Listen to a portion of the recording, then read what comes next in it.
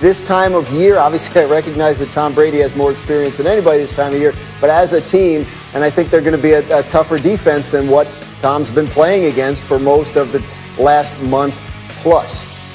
The next one involves the Ravens.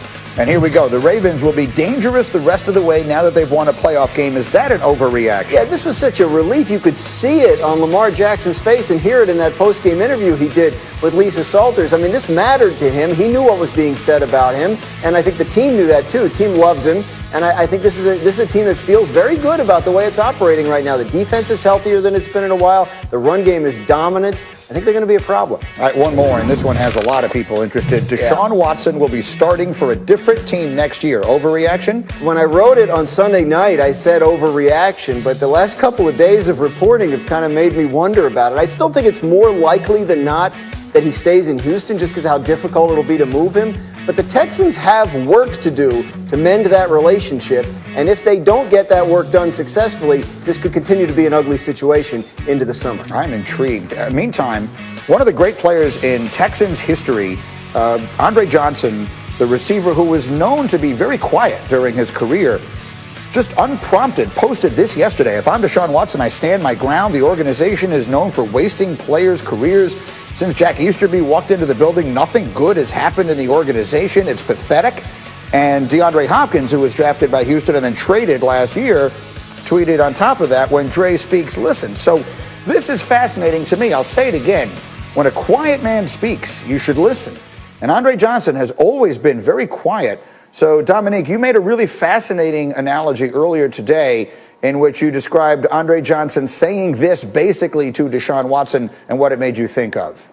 Oh, yeah, it seems like Andre Johnson is the ghost of Christmas future for Deshaun Watson, letting him know what his future is like. And I'm not sure that they can fix things in Houston, but this could be the difference. Deshaun Watson's going to be great no matter what, but this could be the difference from going to the Hall of Fame or going in the Ring of Honor. Like in your stadium, if you are a great Texan, they'll put you in the Ring of Honor. If you are a great football player, quarterback specifically, that wins Super Bowls and gets MVP trophies, then you go in the Hall of Fame. And nothing that's happened at Houston since he's been there suggests that this organization is going to do that for him. And then for them to just kind of disregard the work that should have been done to find a GM and just kind of pick a guy based on a relationship, that to me, that doesn't feel like something that you should have confidence in. I think he has some leverage and some power in this situation. Even if he doesn't choose to hold out, he can still just being there and being the quarterback and the face of the franchise and the team leader and being disgruntled, like that will sink a team. So they need to either make him feel better about all this or they need to move him somewhere else. And I hope for his sake, he moves somewhere else and has the career that his talent deserves. Well, D. Wood, here's what I find fascinating. Taking Watson out of the discussion, if you were to name the two greatest players in Texans history, they are Andre Johnson and J.J. Watt. Well, Andre Johnson is now tweeting at him that he should hold his ground, and J.J. Watt walked off a field apologizing to Watson for ruining or wasting one of his seasons. D. Wood, if you're Deshaun right now, what's going through your mind? Well, Greeny, listen, player empowerment is at its highest peak, that we've seen in the NFL, I think, ever. And if you're Deshaun Watson, yes, you just signed a new extension for the Houston Texans, but you're in a clear position of power right now. And I think what Andre Johnson basically saying, like, look, dude, you're 25 years old. You need to control the narrative of your career. We've seen a lot of players, whether it be in the NFL, NBA, other sports, that are doing that. They're flexing their muscle. And I think Deshaun Watson need to do that as well before he wastes it away in a wasteland in Houston. Well, I will say, Dan Graziano, to you, my insider, you sort of perked up my ears at the beginning of this conversation when you said on Sunday you thought it was an overreaction. And the reporting you've done since then has maybe altered your thinking. What can you tell us? Well, just asking the question, is the relationship repairable, and getting the answer, I don't think so, from multiple people. I mean, it makes it, look, it's January, right? There's time. And it's possible that the Houston Texans could take steps that convince Deshaun Watson that things are going to be different. But I mean, the Andre Johnson tweet is not nothing. I mean, this is a guy, as you mentioned, you never hear from.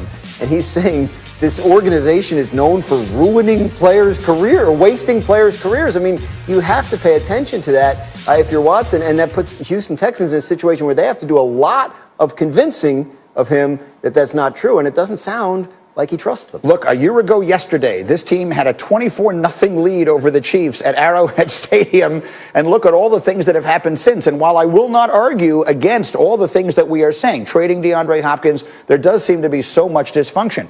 It is worth throwing in, Neek, very quickly. Over the last 10 seasons, they've won the division 6 times. The only teams that have won more in that stretch are the Patriots and the Packers. So it hasn't been all that bad in Houston. Is that right? No, I certainly agree with you that it hasn't been all that bad in Houston, but they haven't matched what Deshaun Watson is bringing them. And I think the straw that broke the camel's back in this situation was the way that they kind of bungled and kind of showed a bit of bias and no concern for Deshaun Watson in the hiring that they just did, disregarding the search firm. Like, to me, that's what concerns me, is the process of decision-making. That's a problem there for Deshaun Watson. So I'm not in the building, but if Deshaun Watson says he wants out, and then a guy like Andre Johnson says that he should kind of hold his ground, then that is what I'm responding to more than I'm responding to their record or their division wins over the past several years. Yeah, to be clear, me too. And so we will keep a very close eye on that, and obviously Graziano will be reporting on it for us. Meanwhile, coming up now, because we are on some level all still 12 years old, it is time for our wood-based pun of the week. D. Wood, every single week we seem to change the name of your segment. This is knock on wood, damn it. Taking them to the woodshed. Greeny, how is that possible? Firewood. Your soul is mine. This week it is the wood pile. Chopped wood. Excuse me? Sour wood. The lights shine brightest, of course, in Hollywood. Is wood-fired turkey. Damien Woody is going to call someone turkey. Perfect distillation of how stupid TV is, and I love it. This week, we are calling the feature "What Would Do?" And yes, we know the first "would" should be spelled differently. Can I tell everyone? In a moment of just total transparency, we spent so much time in the meeting this morning discussing whether we should spell that W-O-O-D or W-O-U-L-D. That I can't imagine all the things we could otherwise have accomplished. That said, D. Wood, this week, what would do? Yeah, Greeny. Well, I'm going to go with the Pittsburgh Steelers right here. And what we saw from the Pittsburgh Steelers is an overall decline in their what we call their physical identity. We've known the Pittsburgh Steelers throughout the years to be this physical bunch of guys. On the defensive side of the football, it's Blitzburg. On the offensive side of the football, this team has lost its way as far as its physical identity. Yes, they've been able to produce a bunch of wide receivers. Yes, Big Ben over his career has been a magician in the pocket, but we've clearly seen what Father Time has done to Big Ben. Big Ben cannot move around anymore in the pocket like he used to. And where the Pittsburgh Steelers have declined the most is up front with their offensive line. Mike Munchak, their former offensive line coach, he's moved on to the Denver Broncos. When he departed, I think part of the Pittsburgh Steelers departed as well, because clearly you could see all year long from the Pittsburgh Steelers a decline in physicality, and it's been rearing its ugly head the whole season, particularly down the stretch, and it ultimately cost them an early exit in the playoffs. They need to somehow reinvent or find that physicality, or they're going to find themselves in a similar position for years moving forward. I like it. And to summarize, again, what would do? You would run the football, which is not a surprise from an offensive lineman. And whether it was because they couldn't or they just didn't try, they didn't run the ball at all when their season started to get away from them this year, Dominique. And so I think that's right. Do you feel like we have sort of